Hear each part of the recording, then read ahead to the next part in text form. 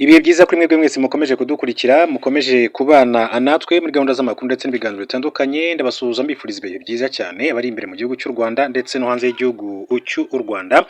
Mureke rero tuganire ku makuru atandukanye akomeje kugenda avugwa by'umwihariko reka duhere mu ntara y'Amajyepfo mu karere ka Huye. Ni inkuru ibabaje cyane aho umugabo yapfiriye mu kazi ko gucukura ubwiherero. Umugabo witwa Nibizi Albert uri mu kigero cy'imyaka iri hejuru ya 30 y'amavuko yapfiriye mu mwobo w'uburebure bwa metero 12 yacukuraga wari kuzaba ubwiherero.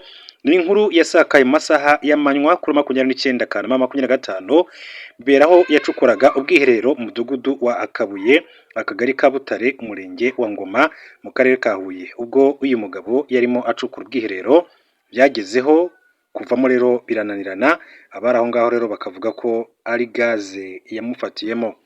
Umuvugizi wa polisi mu ntara y'Amajyepfo Chief Inspector of Police Kamanzi Hassani yabwiye kimwe mu bitangazamakuru bikorera imbere mu gihugu cy'u Rwanda igihe akadomo ko polisi ikimenya ayo makuru yahise itabara, gusa isanga n'ubundi yamaze gupfa. Ati yari arimo acukura umwobo wari kuzaba ubwiherero ku ngoro y'umurage w'amateka y'imibereho y'Abanyarwanda iri Huye. Yagiyemo rero ati kuvamo biragorana, bigaragara ko ari gaze yamufatiyemo bimuviramo urupfu. Chief Inspector of Police Kamanzi yakomeje avuga ko umurambo njya kwigendera Nibizi Albert wahise ujyanwa ku bitaro bya kaminuza bya Butare CHUB kugira ngo ukorerwe isuzuma. Amakuru iki gitangazamakuru cyamenye nuko uyu mugabo atarafite ibyangombwa bimuranga, ibituma rero umwirondoro we buzuye utahise uboneka, bikazagorana rero kumenya umuryango we nkuko iki gitangazamakuru cyakomeje kugenda kibivuga. Reka tumwifurize kugira iruko ridashira. Reka duce gato mu gihugu cya Uganda babwire ko General Major Birungi wayoboye ubutasi bw'igisirikare cya Uganda afunzwe. Igisirikare cya Uganda gifunze General Major James Birungi wayoboye urwego rw'ubutasi CMI kuva muri Mutarama 22 kugeza muri Mata 25 na diviziyo y'ingabo zikorera mu misozi miremire. Uyu musirikare yataye muri yombi mu gihe inama yo ku rwego rwo hejuru iyobowe n'umugaba mukuru wungirije Lieutenant General Sam Okidingi ikomeje iperereza ku basirikare bakekwaho kubeshya ko muri Uganda hari hagiye kugabwa ibitero by'iterabwoba. Ofisiye wemejwe amakuru y'ifungwa rya General Major James Birungi kwa 29 Kanama 2025 yagize ati iperereza ryahishuye ibyo gutanga amakuru y'ibinyoma, gukoresha nabi umutungo no kuyobya ibikorwa. Muri Nzeri 2023 Perezida Yoweri Kaguta Museveni wa Uganda yatangaje ko ingabo za Uganda ziciye umuyobozi wa ADF Medi Kalubo mu gitero cy'indege cyagabwe ku birindiro by'uyu mutwe mu burasirazuba bwa Repubulika Iharanira Demokarasi ya Kongo. Perezida Museveni yahawe aya makuru na General Major James Birungi wayoboraga CMI icyo gihe, amusobanurira ko Kalubo yiciwe aho yari ari yihishe. Ati nyuma byamenyekanye ko Kalubo akiriho kandi ko akomeje kuyobora ibikorwa by'iterabwoba bya ADF mu burasirazuba bwa RDC. Ubwo Brigadier General Richard Otto yasimburaga General Major Birungi ku buyobozi bwa CMI yatangiye gukora isuzuma ku bitaragenze neza byose mu mikorere y'uru rwego, ashingiye ku kinyoma kuri Kalubo cyari cyaremejwe bigizwemo uruhare na Sheikh Hamaza Lyavara wari umwizerwa wa Maneko.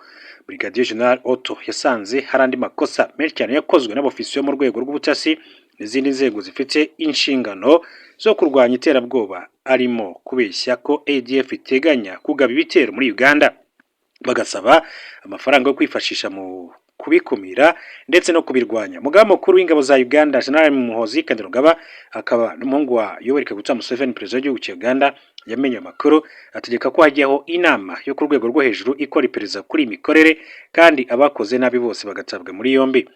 Nuko General Major James Birungi n'abandi barimo Colonel Peter Ahimbisiwe uyobora urwego rushinzwe kurwanya iterabwoba na Lieutenant Colonel Ephraim Byaruhanga uyobora urwego rushinzwe ibikorwa byihariye by'igisirikare batawe muri yombi.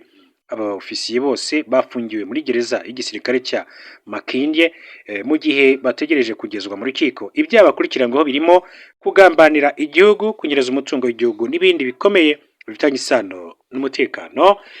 Hanyuma rero amakuru yacu reka tuyakomereze kuri iyi nkuru babwire ko amakuru akomeje kuvugwa nuko umuyobozi w'ishami ry'umuryango w'abibumbye rishinzwe impunzi HCR Filippo Grandi yashimye Perezida Paul Kagame kubera politike nziza afite yo kwita ku mpunzi. Ibi ni bimwe rero mu byo yagarutseho mu kiganiro n'itangazamakuru cyabaye ku wa gatanu tariki 29/2025 nyuma y'uko asuye inkambi y'igihe gito y'impunzi z'abanyekongo ya Nkamira iherereye mu karere ka Rubavu. Philippe Grandi yagarutse ku kiganiro yagiranye na Perezida Paul Kagame aho yamushimiye ku nama yamuhaye icyo gihe. Ati ikibazo cy'impunzi ni kimwe mu byo naganiriye na Perezida Paul Kagame, twagiranye ibiganiro byiza cyane kandi ashaka gufata uyu mwanya mushimire. Icyo yampaye ni ibitekerezo by'ingirakamaro. Ati twaganiriyeho, namushimiye politike nziza u Rwanda rufite ku mpunzi kuko rwakiriye impunzi hafi 140 z'abanyekongo n'abarundi, dore ko rero iyi politike idaheza. Ubu turi mu nkambi y'igihe gito irimo impunzi zaje ziturutse muri RDC mu minsi yashize, ariko uko iminsi izagenda ishira aba bantu bazimurirwa imahama no mu zindi nkambi, aho rero ati bazahabona uburezi, serivisi z'ubuzima ndetse n'akazi. Ibi byose ati nibyavuye muri politike nziza y'igihugu cy'u Rwanda.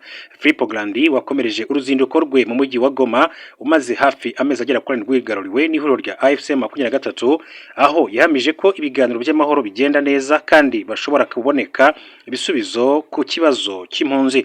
Uyu mugabo yavuze ko nyuma yo kubona imbaraga u Rwanda rukoresha mu kwita ku mpunzi, agiye gusaba imiryango mpuzamahanga kongera inkunga kugira ngo irufashe gushyira mu bikorwa iyi politike. Inkambi ya Mahama yo mu karere ka Kirehe niyo ibarurirwamo impunzi nyinshi cyane z'abanyekongo n'abarundi zigera ku 57,768, ikabamo kandi izigera ku 10,702 zinyuzwamo by'igihe gito, zose hamwe zikaba 70,470. Nkambi ya Kigeme irimo impunzi zigera ku 14,712 n'izindi 119 zinyuzwa mu by'igihe gito, zose hamwe zikaba 14,831. Mu Rwanda barurwa impunzi zigera ku 121,131 zibarizwa mu nkambi esheshatu. Ni mu gihe habarurwa impunzi bigera ku 137,465 bari mu nkambi z'igihe gito batarabasha kubona ubuhungiro. Ibi bigaragazwa n'imibare ya Minisiteri ishinzwe ibikorwa by'ubutabazi Minema. Reka mbashimire mbifuriza ibihe byiza, hanyuma turaza gusubira mu yandi makuru mu masaha ari